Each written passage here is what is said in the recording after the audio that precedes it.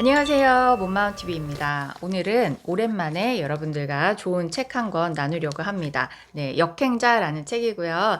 자청님이라고 자수성가 청년 자청님 유튜브에서 많이 보셨을 거고, 지금 이 역행자 책도 베스트셀러 1위 꽤 오랫동안 하고 상위권에 있기 때문에 많은 분들이 벌써 읽으셨을 거예요. 그럼에도 불구하고 이 역행자 책에서 주요한 몇 가지 부분만 제가 이제 저의 생각을 담아서 여러분들과 오늘 나누고 싶어서 가지고 왔습니다. 네, 자청님에 대한 소개는 워낙에 유튜브에 많이 나오고 있으니까 찾아보시면 좋을 것 같고요. 어렸을 때 완전히 오타쿠, 인기 없는, 소통 안 되는, 사람들과 커뮤니케이션 잘 안 되는 그런 청년이었는데, 젊은이였죠. 20대 때. 그랬는데 짜잔, 지금 30대에 이렇게 성공한 모습으로, 외모도 완전히 바뀐 모습으로 이렇게 많은 팬덤을 가지고 있는 성공한 사업가가 된 거죠. 젊은 사업가가. 그래서 꼭 돈을 벌기 위해서, 성공하기 위해서 이 책을 본다거나 유튜브를 본다거나 자청님의 그런 것이 아니라, 내가 사람들과 커뮤니케이션이 안 된다. 내가 뭔가 성공뿐만 아니라 생활을 하는 데 있어서, 사회생활을 하는 데 있어서 불편함이 있다라는 분들에게도 저는 이 책을 소개하고 싶고, 그 부분에 대한 내용을 오늘 다루고 싶어서 가져왔습니다. 역행자라는 이 책 제목 자체가 굉장히 딱 한눈에 그 핵심을 파악하게 해주는 것 같아요. 우리가 무의식에서 본능적으로 나오는 마음 있죠. 본능적으로 일어나오는 감정. 네, 그 감정을 역행해야 돼요. 네, 이 내 마음, 생각, 마음에서 이렇게 감정으로 바로 나오는 것은 내 것이 아니다. 라는 마음으로, 그 두려운 마음, 대표적인 게 두려운 마음이죠. 혹은 뭐 그런 것들을 내가 그 본질을 깨닫고 역행했을 때 성공도 할 수 있고, 관계 맺음도 잘할 수 있고, 메타인지, 나를 객관적으로, 상황을 객관적으로 보는 힘이 길러진다라는 것을 이 책 제목으로 한 번에 보여주고 있는 것 같아요. 다른 자기계발서들과 조금 차이점이 있다라고 한다면 조금 더 심리적인 부분. 이분이 심리학 책을 엄청나게 독파하고 나서 세상을 보는 치트키를 얻었다, 공략집을 얻었다 하면서 그때부터 자신이 변화되었다고 하시거든요. 그래서 그런지 심리적인 부분이 많이 담겨 있습니다. 그래서 성공하려고 하면 나의 심리를 먼저 파악하고 그 심리를 내가 다스릴 줄 알아야 된다라고 이야기하는 거죠. 역행자 7단계 해서 7단계로 우리가 성공하는 삶을 살 수 있는 방법을 단계별로 이렇게 나열해 놓으셨는데, 그 첫 단계가 자의식을 해체하는 거예요. 나의 자의식을 해체하고 정체성을 만들고, 그 다음에 우리 유전자가 가지고 있는 본능적인 부분에 오작동되는 게 있는 거죠. 그러니까 우리의 유전자라는 것은 원시시대 때부터 살아남기 위해서, 생존하기 위해서 프로그래밍이 된 건데, 그 프로그래밍 된 유전자가 발전하는 속도보다 우리의 사회가 너무 빨리 바뀌어버린 거예요. 그래서 아직 우리의 유전자는 원시시대의 유전자를 가지고 있는 거죠. 그래서 현대 사회와 맞지 않는 부분이 많으니까 그 오작동되는 부분을 우리가 찾아내서, 이거는 그냥 마음의 작용이다라는 것을 깨달아야 된다는 거죠. 그래서 뇌를 자동화시키고 역행자의 지식을 통해서 경제적 자유를 얻는 구체적인 방법, 그리고 역행자의 쳇바퀴라는 표현으로 이 7단계를 만들어 놓으셨는데, 저는 여기에서 가장 중요한 초기 단계인 자의식 해체와 정체성 만들기에 대해서 말씀을 드릴 거예요. 이 자의식 해체와 정체성 만들기, 이것만 여러분들이 잘 하셔도 여러분들이 지금 겪고 있는 문제의 상당 부분이 해결될 수 있어요.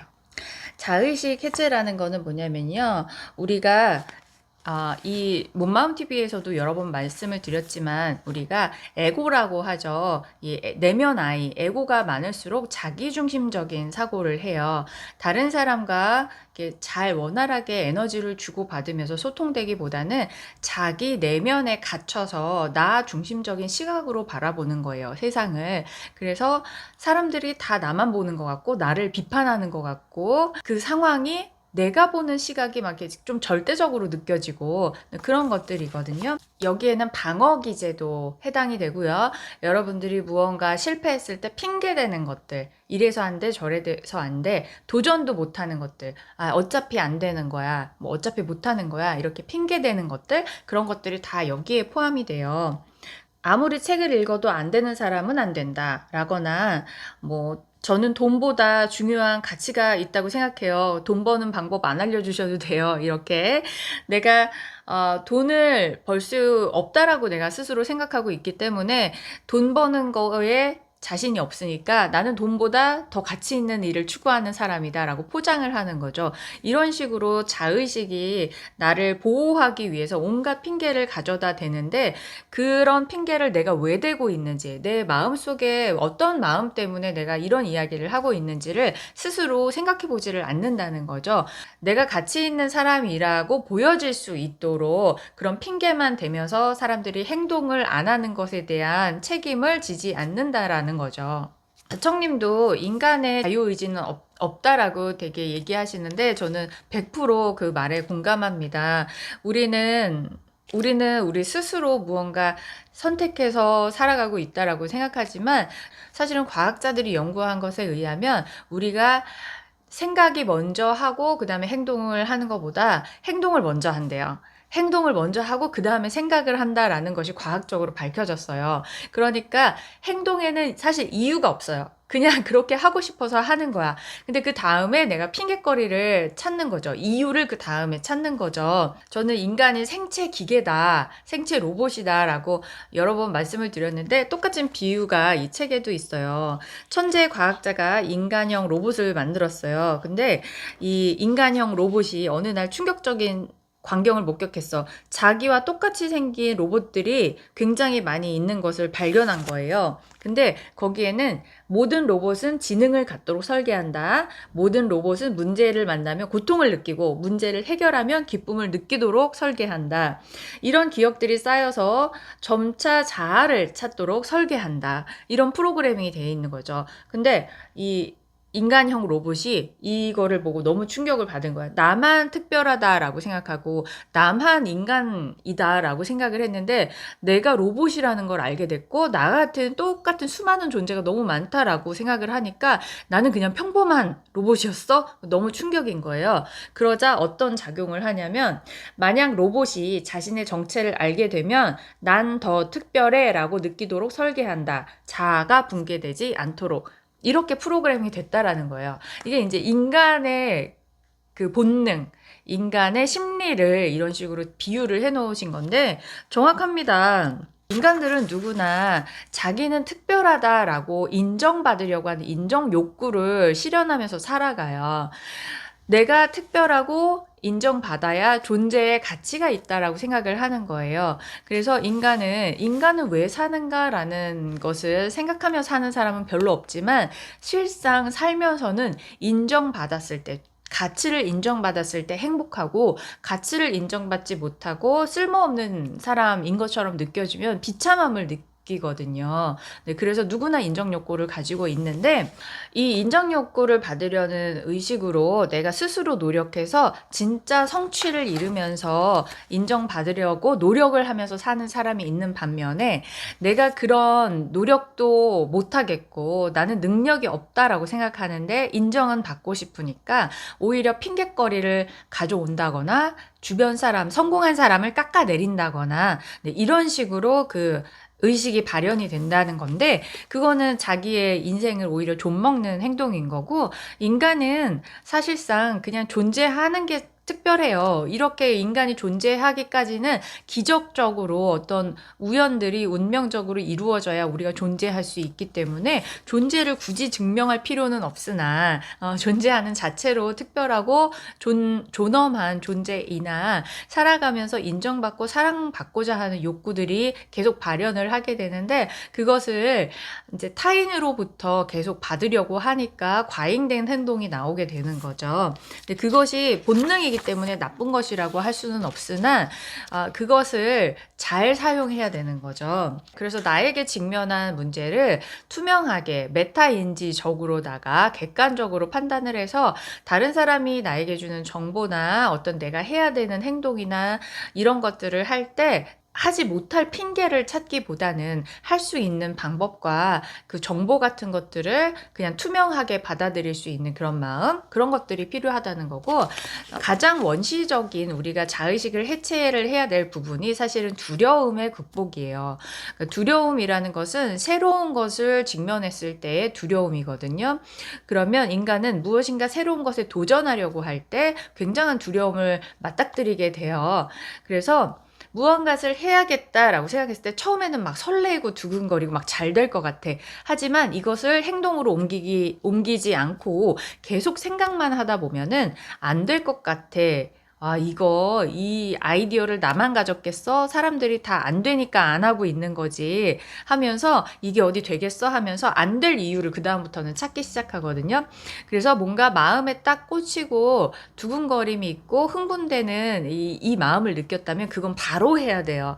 바로 하지 않으면 새로운 것에 대한 두려움은 인간의 본성인 거예요. 생각을 해보면 좋은 변화에도 사실은 두려움을 느끼거든요. 새 집으로 이사를 갈 때도 새 집으로 이사 가니까 너무 흥분되고 기쁘고 좋아 라는 마음도 들지만 은근한 불안함이 느껴지는 거 여러분들 느끼실 거예요.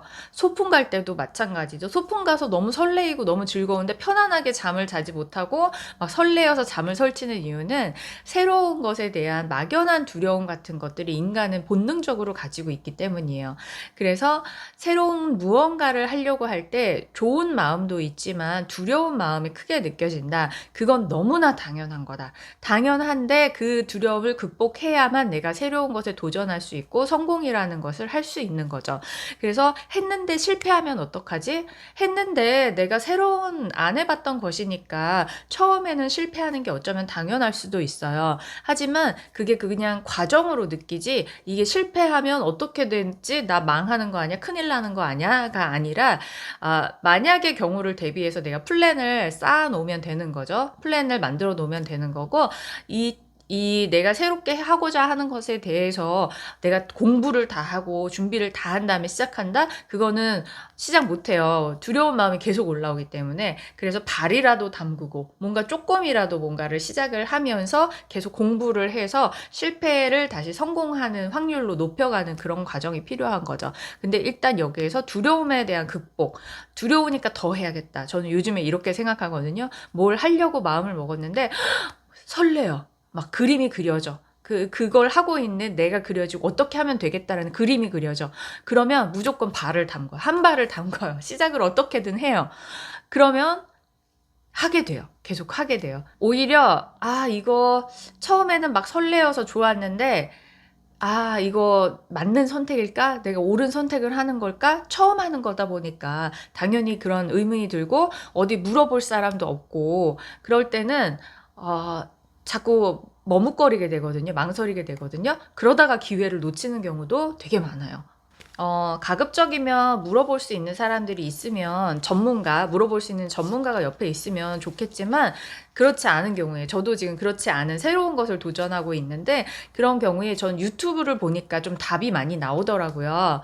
여러 유튜버 분들 관련 분야에서 성공한 여러 유튜버 분들의 영상을 보다 보니까 내가 생각하고 있던 것이 맞겠구나, 가능하겠구나 이런 생각들이 들더라고요. 그래서 참 요즘은 유튜브 세상 너무 좋은 세상인 것 같아요.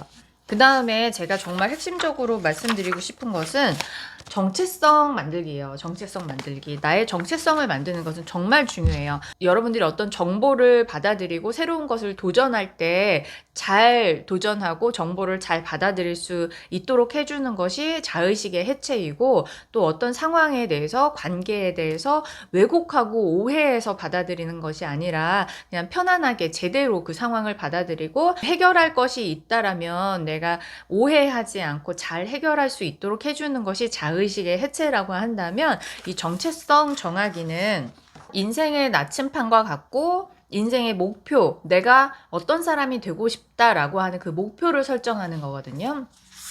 한마디로 나의 캐릭터를 만드는 거예요. 나라는 사람은 어떤 사람인가도 이 정체성 만드는 게 굉장히 중요하고 내가 일을 할 때 나는 어떤 일을 하고 있는가에 대한 정체성을 결정하는 것은 정말 중요해요. 이런 정체성이 없이 그냥 살아가는 것은 부표처럼 떠도는 거고, 일에 있어서도 내가 내 정체성을 정하지 않으면 다른 사람이 나의 정체성을 정해주거든요. 예를 들어서 직장에서 나는 직함이 있죠. 뭐 과장이나 차장이나 뭐 부장이나 이런 직함이 있고, 뭐 거기에서 하는 업무가 정해져 있잖아요. 그게 나의 정체성이 되는 거예요. 그런데 그 정체성을 내가 정한 게 아니잖아요. 그냥 회사에서 부여해 준 거잖아요. 그게 갖는 의미와 내가 스스로 정한 정체성과는 굉장히 차이가 커요.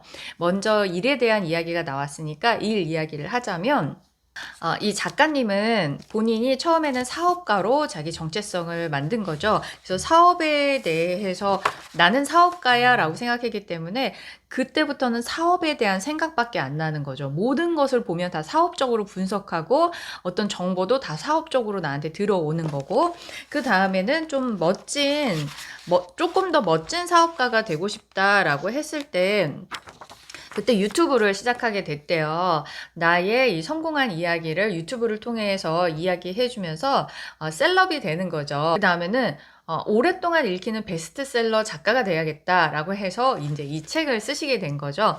이렇게 내가 나의 정체성을 정해놓고 일을 시작하게 되면은 조금 더 일에 대한 효율이 올라가는데요. 그걸 제가 조금 더 구체적으로 말씀드리자면요. 대기업에서 IT 일을 하고 있는 과장이라고 생각을 해보세요. 그러면 어떤 기업의 IT 부서 과장, 이거는 여러분들의 정체성이에요. 근데 회사가 정해준 정체성이죠. 그러다 보면은 회사에서 시킨 일만 할 가능성이 굉장히 커요. 나에게 주어진 일만 할 가능성이 큰데, 여러분 스스로가 나는 IT 전문가야. 나는 어떤 땡땡땡 전문가야. 이렇게 자기 스스로의 정체성을 정하게 되면 전문가는 그 분야에 있어서 내가 일을 잘 처리하는 거는 물론이고, 누가 물어봐도 이 전문적인 지식에 대해서 다 해결해주고 답해줄 수 있는 사람이 전문가잖아요. 스스로가 나는 전문가야라고 생각하고 일을 하는 것과 그렇지 않은 것은 엄청난 차이가 있어요. 전문가들은 누가 시킨 일만 하는 게 아니라 자기 주도적으로 자기가 필요하다고 생각한 일은 다 하게 돼 있거든요. 그리고 여기서 한 단계 더 나아가서 나는 IT 전문가이면서 이 전문 지식을 뭐 사람들에게 알려주는 책을 쓰겠어 라고 하게 되면은 나의 정체성이 또 늘어나게 되는 거죠. 작가로서 유튜브를 하겠어. 그러면 이런 것은 내가 그냥 유튜브를 하고 싶다. 하고 싶다라는 생각만 하는 것과 그림을 그려보는 거예요. 나는 어떤 분야의 전문가이면서 이것을 블로그를 통해서 혹은 책을 통해서 사람들에게 알리는 그런 역할을 하고 싶어 라고 나의 정체성을 목표처럼 정해놓는 거죠. 그랬을 때 누군가가 시키는 일, 주어진 일만 하는 게 아니라 내가 적극적으로 나의 정체성에 맞는 그 일들을 함으로써 나의 정체성을 점점 견고하게 확립해 나가는 그 계기가 될 수 있다는 거죠. 그러면서 이게 가정으로 오거나 나라는 사람으로 대입이 되면 더 엄청난 파장을 일으키게 됩니다. 예를 들어서 제가 유튜브 초창기에 이런 라이브를 통해서 상담을 해드린 적이 있어요. 그때 어떤 어머니께서 주부분이 저는 아들이 나를 너무 식모 취급을 하는 게 너무 속이 상한다라는 말씀을 하셨어요. 그때 제가 뭐라고 말씀을 드렸냐면 어머니께서 식모처럼 행동하는 것은 아닌지 한번 돌아보세요라고 말씀을 드렸거든요. 그러니까 이 어머니께서는 아마도 엄마는 가정에서 밥 잘 챙겨주고 빨래해주고 아이나 남편을 잘 돌봐주는 게 엄마가 해야 되는 역할이다라고 생각을 하고 있었을 거예요. 본인이 당연히 그렇게 생각하고 그렇게 행동을 하니까 자녀분들도 그걸 당연하게 생각하고 엄마 밥 줘, 엄마 빨래해 줘, 막 이렇게 했을 거란 말이죠. 이 경우에 그렇게 대하는 자녀가 문제일까요? 그렇게 행동한 내가 문제일까요? 이 상황을 탈피하려면 본인이 나는 어떤 엄마가 되고 싶은가라는 정체성을 만들어야 돼요. 예를 들어서 이분이 나는 내 아이가 필요한 그 어떤 조언을 구할 때 아주 현명한 조언을 해줄 수 있는 그런 현명한 어머니가 되고 싶다. 나는 그런 현명한 어머니다라고 정체성을 정했다고 해보세요. 그러면 이분이 밥하고 빨래만 하겠어요? 네. 아이들이 어떤 문제가 있을 때 현명한 조언을 해 주고 답을 해 주기 위해서 공부를 하겠죠. 정체성이라는 것은 내가 되고 싶은 어떤 모습을 그리는 거예요. 나 스스로가 나에게 그 직함을 부여하는 거예요. 그러면 내가 그 캐릭터가 되기 위해서 거기에 걸맞는 행동을 하게 돼 있다는 거죠. 그 가정에만 계셨던 어머니들이 뭔가를 배우시면서 "저 사업도 하고 싶고 일도 하고 싶어요."라고 하시는데 이 말버릇을 하시는 걸 보면 "나 아줌마잖아. 나 아줌마잖아." 이 얘기를 계속하세요. 내가 잘 몰라서 "나는 잘 모르니까." 이렇게 얘기하시는 분도 많고요. 근데 이 사람의 말과 행동이 정말 중요해요. "내가 사업가가 되고 싶다."라고 하면은 "그 아줌마라는 말은 하지 마셔라."라고 얘기합니다. 물론 그분이 그냥 아줌마들의 이 털털함 그리고 힘으로 막 이렇게 막 하는 내빼지 않는 그런 장점을 아줌마라고 얘기하신 거지만 사업가가 되고 싶다면 "나는 사업가다. 나는 사업하는 사람이다."라고 이야기를 해야지 "나는 아줌마다, 아줌마다." 하면 본인은 캐릭터가 아줌마가 되는 거예요. 그래서 내가 원하는 모습을 정체성을 정하고 거기에 걸맞는 행동을 하는 것은 굉장히 중요한 일이에요. 우리가 이 정체성을 정해 놓지 않으면 유튜브를 할 때도 사실 '나는 유튜버다.'라고 생각을 하지 않고 하면 어떻게 되냐면 나는 그냥 취미로 유튜버 하는 사람이 될 수도 있고 그냥 시간 날 때 그냥 한 유튜버 하는 사람이 될 수도 있고요. 예. 근데 '나는 유튜버다.'라고 생각을 하고 유튜브를 하게 되면은 쪼끔 더 전문적으로 힘든 일이 있어도 유튜브는 거르지 않고 어떻게든 계속하게 꾸준히 할 수 있는 그런 원동력이 이 정체성 확립에서 나오는 거죠.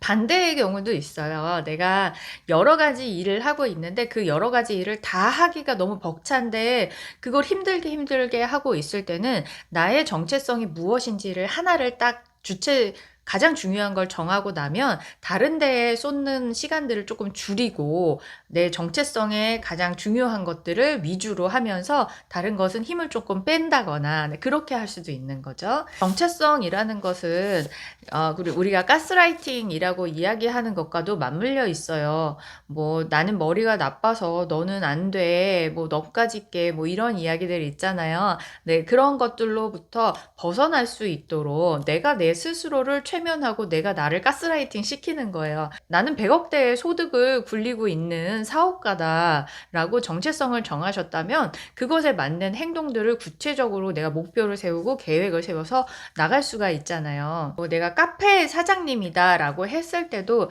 '내가 이 카페를 어떤 마인드로 운영할 것인가.'라는 정체성을 확립을 하시면은 쪼금 더 이 사업이 달라질 수 있습니다. 예를 들어서 '나는 정말 커피 맛 하나는 최고로 잘 낼 수 있는 그런 최고의 바리스타 카페를 운영하고 있다.'라고 하신다거나 아니면은 '나는 분위기가 정말 최고인 카페를 운영하는 사장님이다.'라고 한다거나 아니면 '나는 이 건물의 가치를 높일 수 있는 그런 사람이다.'라거나 내가 어떤 사업을 할 때 그 사업체의 정체성도 이렇게 정하시는 거예요. 그런 것을 인제 우리는 캐릭터라고 하죠. 나의 캐릭터를 정하는 것. 그게 바로 나의 정체성을 정하는 건데요. 이 정체성이 정해지면은 외부에서 들어오는 그런 뭐 "너는 안 돼." 뭐 "너는 안 될 거야." 뭐 "그렇게 사업하면 안 된다." 뭐 "그렇게 살면 안 된다." 뭐 이런 것들 이런 것들에 대해서 어느 정도 거를 수가 있어요. 잘 흔들리지 않고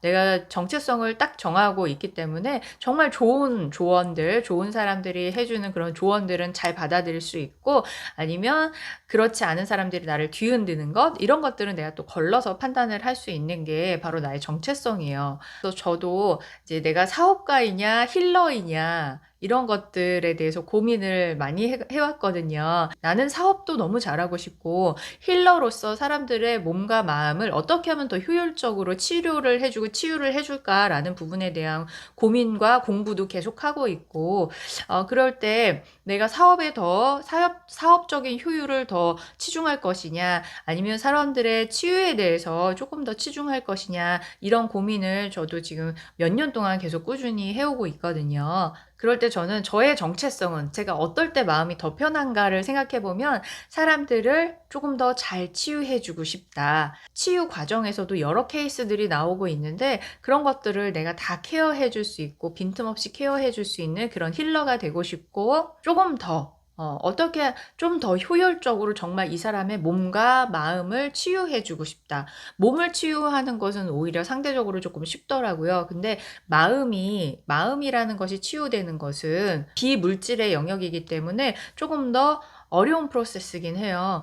하지만 이런 것들을 어떻게 하면 더 효율적으로 치유할 수 있는 방법을 찾을 수 있을까? 이런 것들이 내가 사업가이냐 아니면 힐러이냐라는 정체성에서부터 시작이 되는 거예요. 근데 이 두 가지 중에 핵심적인 정체성이 확립이 안 되면, 물론 이 두 가지를 같이 하는 것은 당연하지만 정체성이 확립이 안 되면 이것도 해야 되고 저것도 해야 되니까 정신이 없는 거예요. 근데 이쪽으로 내가 힐러다라는 것으로 정체성이 확립이 되고 나면 사업이라는 부분은 어느 정도 여기에 포커스를 맞춰서 이쪽으로 진행을 하게 되는 거죠.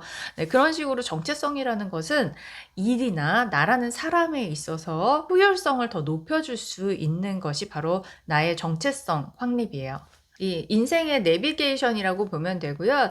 이 내비게이션 목표가 없다라면 여러분들은 이게 헤맬 수밖에 없어요. 부표처럼 떠돌면서 헤맬 수밖에 없어요. 다른 사람들의 말에 따라서 막 이렇게 갈팡질팡하기도 쉽고요. 이 말이 맞나 저 말이 맞나 이렇게 갈팡질팡하기도 쉽고요.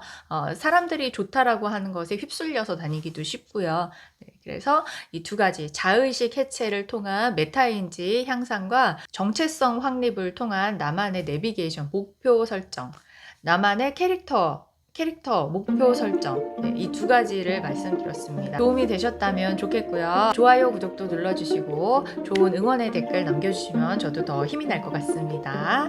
네, 감사합니다. 원하는 일 마음껏 하면서 건강하고 행복한 삶 사세요. 네, 오늘은 역행자 소개해드렸습니다. 안녕.